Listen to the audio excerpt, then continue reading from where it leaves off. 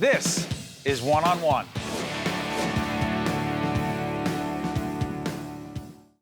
We are thrilled to be joined for the first time, not the last, by Ariana DeBose. She's an actress. She is in Summer, the Donna Summer Musical at the L'Enfantin Theater. It is opening on April 23rd. By the way, that's over on West 46th Street, right? Mm-hmm, at the L'Enfantin Theater. Just so, because on PBS we always tell the truth, we are a little bit before that. We're taping a little bit before that. You're going to be in previews. The Donna Summer story. Yes. Now, you were too young, not me, to know of her. What did you find out about her and why she's so special? Well, fortunately, my mother loved Donna Summer.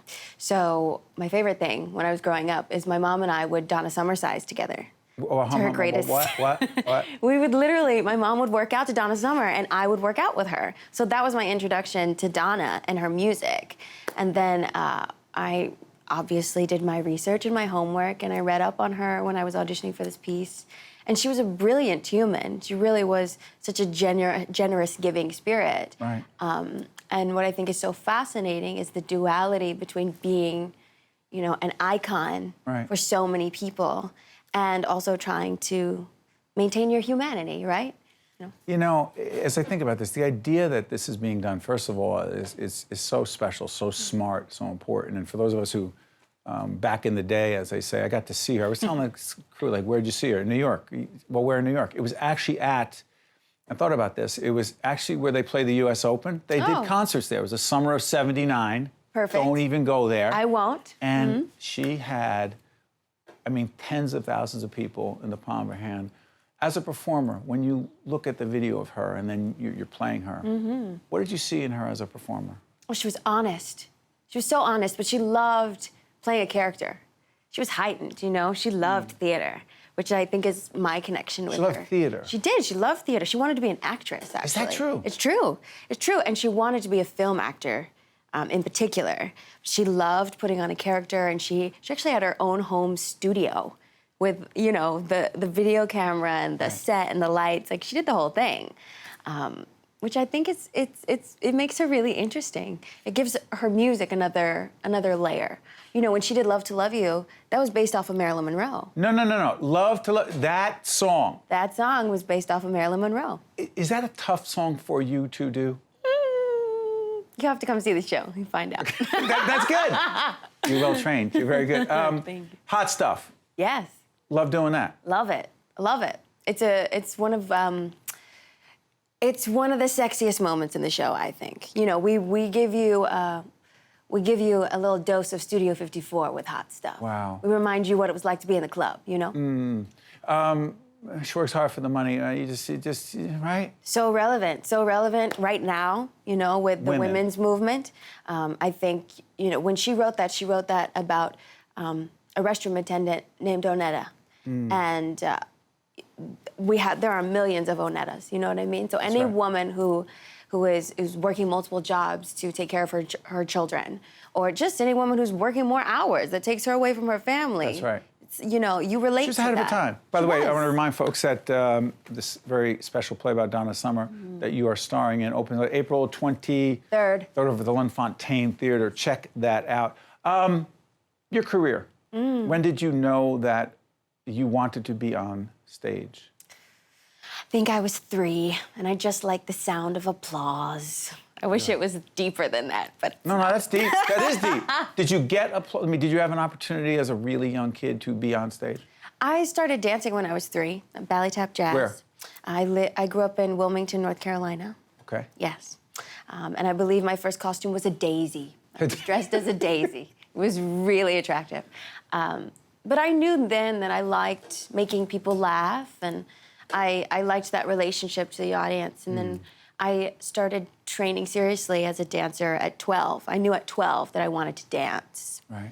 And then as I continued with my training, I discovered that you could not only make people laugh, you could make them cry. You could make them really feel something and start to ask questions about, you know, who they are and what's going on in their life. And I discovered theater, that you could talk and sing and dance at the same time, when I was 16. Was it part of the game plan?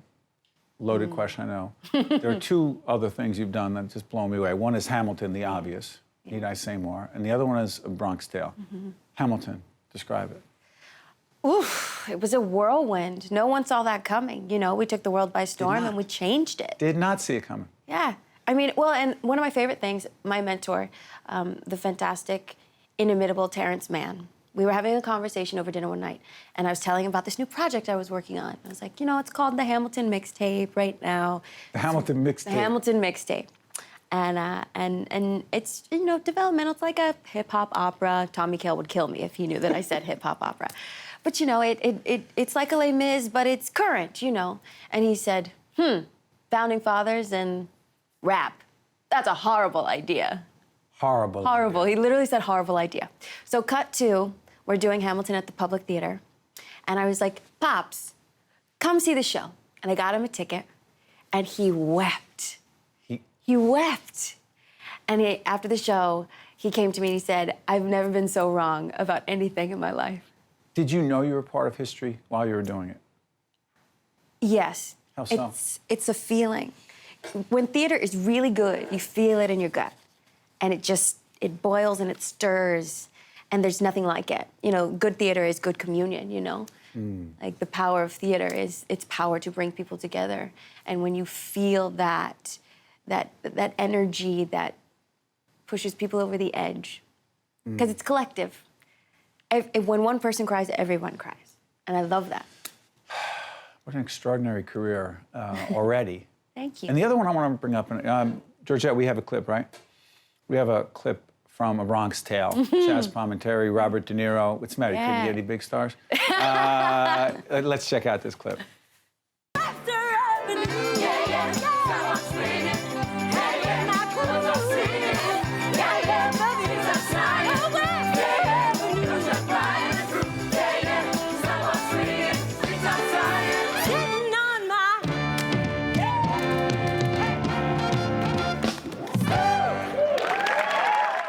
That song's Webster Avenue in the Bronx. In the Bronx. What did that play do for you and working with those icons? Oh, well, it was the first time I stepped out of the ensemble, right after Hamilton.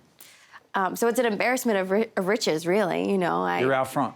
Yeah, I was so lucky to create a track like The Bullet with Hamilton, and that became iconic in the original Broadway company. And then to literally directly after the Tonys have that incredible group of individuals, incredible artists, like Alan Menken and Chaz and Bob, like all say yes to me. You just did Bob. I did, I called him Bob. You did that on purpose. Well, he's a great man. Mr. De Niro. What did you take from him? You know, he taught me about text. Keep it simple. Just say the words. That's what he likes to say. Just say the words. Was that your impression of... It's not very good. It's really not. What I love about Bob is he's so unassuming. And he just talks to you. He brings you right in just like this. And he's like, say this line for me. Say it one more time. Say it like that.